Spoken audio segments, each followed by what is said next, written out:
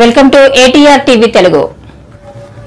ఈ నెల 20వ తేదీన ప్రపంచవ్యాప్తంగా విడుదల కాబోతున్న మన్యం ధీరుడు చిత్రం విడుదల విజయవంతం కావాలని విశాఖ దక్షిణ నియోజకవర్గ ఎమ్మెల్యే వంశీకృష్ణ శ్రీనివాస్ యాదవ్ ఆకాంక్షించారు.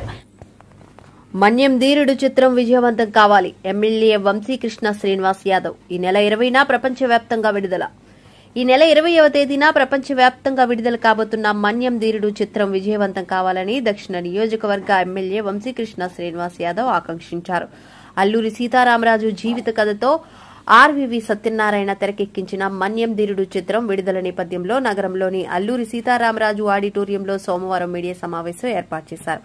ఈ కార్యక్రమానికి ముఖ్య అతిథిగా విచ్చేసిన ఎమ్మెల్యే వంశీకృష్ణ శ్రీనివాస్ యాదవ్ మాట్లాడుతూ ప్రతి ఒక్కరూ ముఖ్యంగా పిల్లలు, యువత ఈ చిత్రాన్ని చూడాలని పిలుపునిచ్చారు. ఈ రోజుల్లో సినిమా తీయాలంటే ఒక సాహసమని, అటువంటిది ఆర్వీవీ సత్యనారాయణ హీరోగా, దర్శకుడిగా, గాయకుడిగా ఈ చిత్రంలో విభిన్న పాత్రలు పోషించారన్నారు. ఈ కార్యక్రమంలో తెలుగు శక్తి యువత అభివృద్ది సలహాదారు వి వంశీబాబు తదితరులు పాల్గొన్నారు.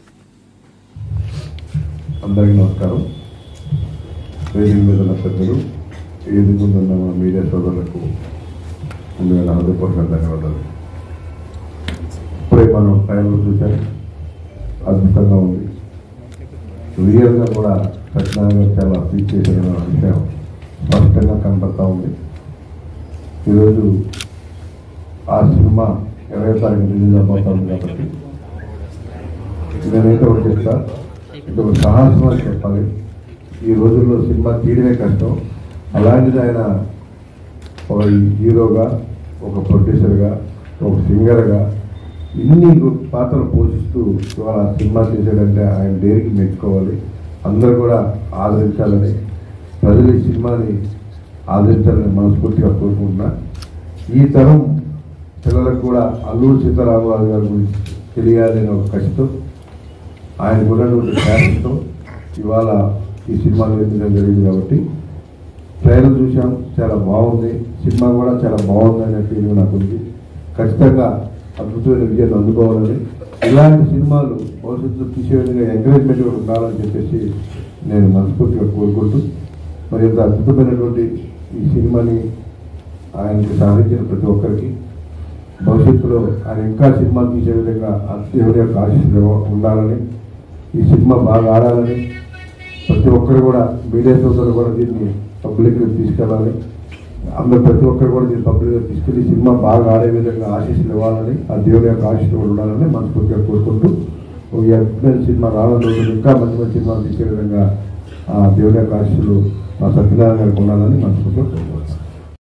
అడవికి వెళ్ళి ఆ బ్యాంబూ అన్ని తెచ్చుకుని ఒక సంవత్సరం పాటు కష్టపడి తయారు చేసుకున్నాను. నేను అంటే క్రాఫ్ట్ వర్క్ కూడా చేతి పనులు నాకు వచ్చు. Because I'm from cultivation family.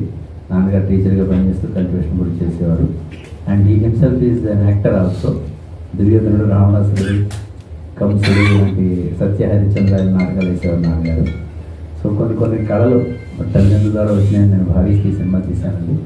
ఈ సినిమా 20వ తారీఖున విడుదల కానున్నది. ముఖ్యంగా ఇందులో ఒక మంచి పాట, నమోస్తుతే భారతమాత సమస్త ప్రపంచ ప్రజ సంగత చరిత అనేటువంటి చక్కటి తెలుగుతో, సంస్కృత మిళితమైనటువంటి తెలుగుతో ఒక పాటను నేను పాడాను.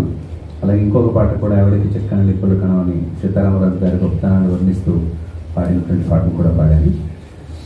ఆ పాటని ఒక తుంబల శివాజీ గారు, ఇంకోటి రెండోది ఈవి శాస్త్రి గారు పాడగా రచించగా నేను పాడాను.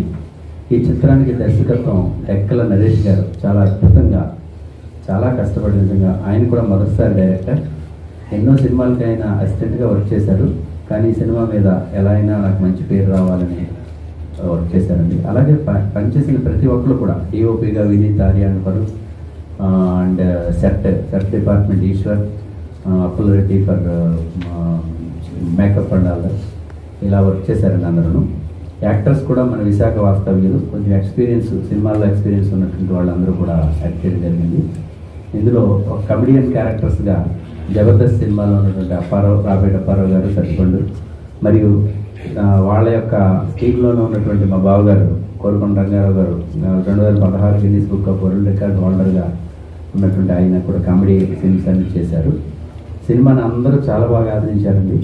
అలాగే కారడోల్లో వెళ్ళి అలాంటి 100 సంవత్సరాల క్రితం ఉన్నటువంటి నేచురల్ హట్స్తో కూడినటువంటి తాండాలు ఉంటాయి, గిరిజన తాండాలు కొన్ని ప్రాంతాలకు వెళ్ళి దారులు కూడా సరిగా లేనటువంటి ప్లేస్కి వెళ్ళి అందులో ఉన్న మోడర్న్ ఐటమ్స్ని కొంచెం మేకప్ చేసి ఆ ఊళ్ళో షూటింగ్స్ చేయడం జరిగింది.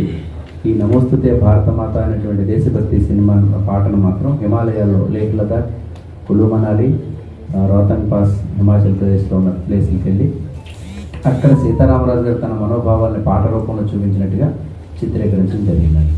ఇలాంటి సినిమాని నేను నిర్మించినందుకు జన్మజన్మలకి నేను దేవుడికి రుణపడి ఉన్నాను. నాకు ఇన్స్పిరేషన్ ఇచ్చినటువంటి వాళ్ళకి, నన్ను సపోర్ట్ చేసినటువంటి వాళ్ళందరికీ పాదాలు వందనాలు తెలియజేసుకుంటున్నానండి. నాకు జీవితంలో ఇది ఒక మంచి వరంగా భావించి సీతారామరాజు గారి యొక్క వేషాన్ని వేసినందుకే నేను చాలా అదృష్టంగా భావిస్తూ మీ అందరికీ పేరు పేరున ధన్యవాదాలు తెలియజేసుకుంటున్నాను. ఇక ఈ సినిమా ఆర్వీవి గారు నా దగ్గరికి ఒక రోజు ఒక ప్రోగ్రాంలో పాటలు పాడుతుంటే నేనే అన్నాను, సరే మీరు సీతారామరాజుకి చాలా దగ్గరగా ఉన్నారు, తప్పకుండా మీకు అది నేను శిక్షణ ఇస్తానండి అంటే, నాకు నేను పాటలే కదండి పాడతాను, నాకు ఈ వేషాలు నాటకాలు ఇవన్నీ నాకు రావాలి, లేదండి తప్పకుండా నేను ఆయనకి అల్లూరి సీతారామరాజు పడాల రామారావు గారిని ఆయన రచించినటువంటి ఏకపాత్ర వినయం అంటే నేను 1979లో నర్సాపురంలో 5వ తరగతి చదువుతుండగా వేసినటువంటి ఆ ఏకపాత్ర వినయాన్ని వారిని నేర్పించామండి. నేను నేర్పించడానికి పక్కన పెడితే చాలా శ్రద్ధతో ఆయన నేను రమ్మన్నప్పుడల్లా వచ్చి ఆ డైలాగ్ మళ్ళీ ఇంటి దగ్గర వెళ్ళి ఆయన మెదడు ప్రాక్టీస్ చేయమన్నాను, అలా చేసుకున్నాను. అయితే నేను ఇన్ని 1 కోటి 2 కోట్లు ఖర్చు పెట్టి సినిమా తీస్తారని నేను ఆయనకి ట్రైనింగ్ ఇవ్వలేదండి. నాకు నాటకం పిచ్చి కాబట్టి నేను ఒక నాటక కళాకారిగా అనుకున్నాను. కానీ సినిమా తీశారు, అది నేను చూశాను, చాలా బాగుంది. ముఖ్యంగా మీడియా మిత్రులందరికీ నేను కోరుకునేది ఒకటేనండి, వైజాగ్లో నాకు తెలిసి ప్రజలు చాలామంది సినిమా తీశారు. అంటే విశాఖ అల్లూరి జిల్లాకు సంబంధించినటువంటి సీతారామరాజు గారి కథని చాలా బాగా తీశారు. అంటే కృష్ణ గారు తీసింది ఓకే, కథ ఒకటే అయినప్పటికీ ఇప్పుడున్న లేటెస్ట్ టెక్నాలజీ అన్నీ ఆయన సొంతంగా చేసుకుని తీశారు. ముఖ్యంగా సినిమా తీయటం ఒకేకైతే అండి, ఇవాళ డిస్ట్రిబ్యూషన్ చాలా కష్టం. అటువంటిది కాంజేయుల ఆదినారాయణ గారు 159 సినిమాలకు ఇంతవరకు ఆయన డిస్ట్రిబ్యూషన్ చేశారు.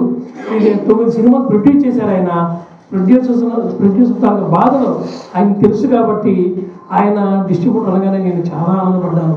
నిజంగా ఈ సభాముఖంగా ఆయనకి ప్రత్యేక ధన్యవాదాలు తెలియజేసుకుంటూ, మీదేనండి ఇక మనమందరం మన ఫ్యామిలీ ఈ సినిమా మనందరం జరుపుకుని మీ ద్వారా ఎంతవరకు జనాలు తీసుకెళ్తారో మీరు తీసుకెళ్తే 50 రోజులు 100 రోజులు చెప్పం కానీ నా